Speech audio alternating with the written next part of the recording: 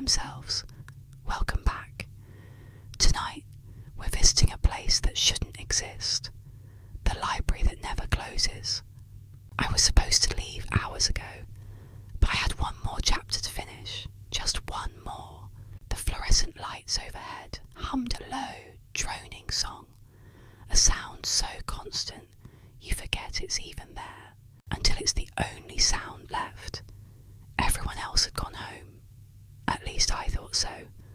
The clock on the wall, a big, round, serious-looking thing, read 10:10 p.m. Its hands didn't seem to tick. They seemed to creep. With every slow jump of the second hand, the silence in the vast room felt heavier, more present. It was the kind of quiet that presses in on your ears, like the room itself was holding its breath, listening. I sighed, the sound echoing far too loudly in the emptiness. My pen scratched against the paper, a tiny, desperate sound in the immense stillness. I promised myself just a few more pages, and then I'd be out, back in the cool night air. When I finally packed my things, my bag zipping up with a noise that felt like a shout, I walked towards the heavy oak doors at the entrance. I pushed the brass handle. It didn't budge. I tried again, putting my shoulder into it. Nothing. It was locked, solid.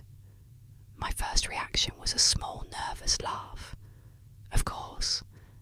The night janitor must have done his rounds, missed the lone student hunched over in the history section, and locked up for the night. I'd just have to find a security phone. But then I heard it. A sound that didn't belong. Someone was humming. It was a soft, low, oddly melodic tune, drifting from deep within the stacks. It sounded like it was coming from the philosophy aisle. I set my bag down, the soft thud absorbed by the worn carpet. The humming was faint, but steady. Eerie, yet somehow calm.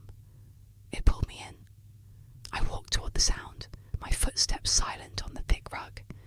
The aisles of shelves loomed over me like ancient, sleeping giants.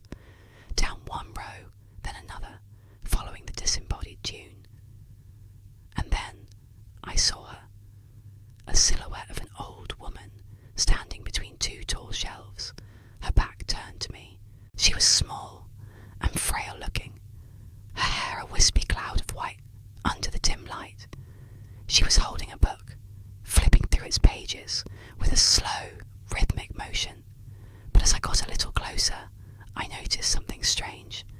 The pages she was turning, they were blank, completely empty. A wave of cold washed over me, but I pushed it down. I needed to get out. I cleared my throat, but only a small squeak came out. I tried again. "Excuse me," I whispered, my voice barely a tremor in the air. Are you locked in too?" The humming stopped. The pages stopped turning. But she didn't turn around. For a long, silent moment, she just stood there, perfectly still. Then I heard a long, slow exhale, like the sound of dust settling in a forgotten room. The air changed. It became thick, heavy, like trying to breathe through a wool blanket. The temperature dropped, and I could see my own breath fogging in front of me. And then the whispers began. They started quietly, a soft rustle like dry leaves skittering across pavement. Then they grew. Dozens, maybe hundreds of soft whispers, overlapping, rising and falling. They weren't speaking words I could understand. It was more like the memory of voices, a chorus of forgotten conversations seeping out from the spines of the books themselves. The whispers moved through the aisles, swirling around me, as if the library was finally waking up and remembering me.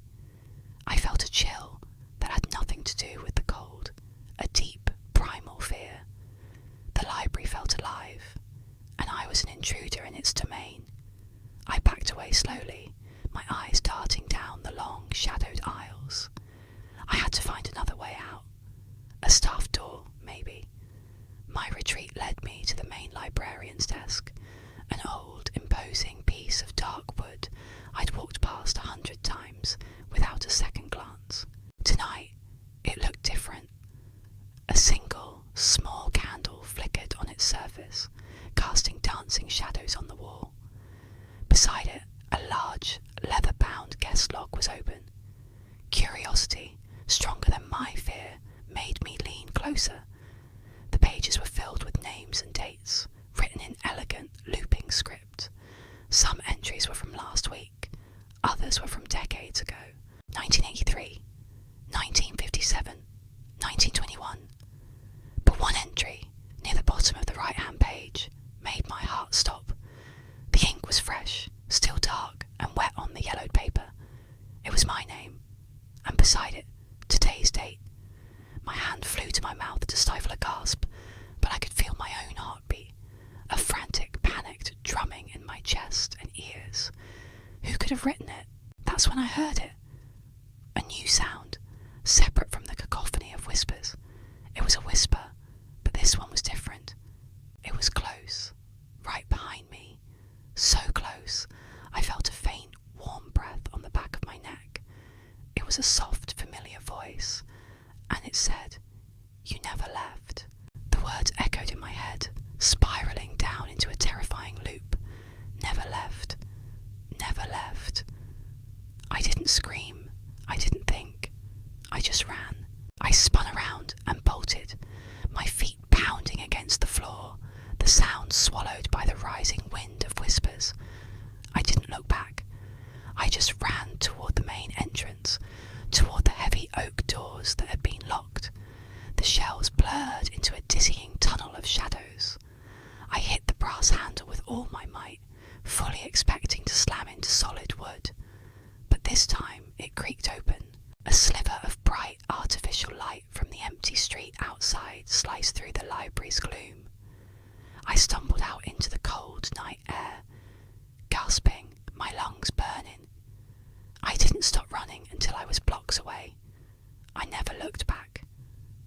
But sometimes, when I study late at night, in the safety of my own room, I can still hear the faint sound of pages turning, and a soft, disembodied voice whispering my name.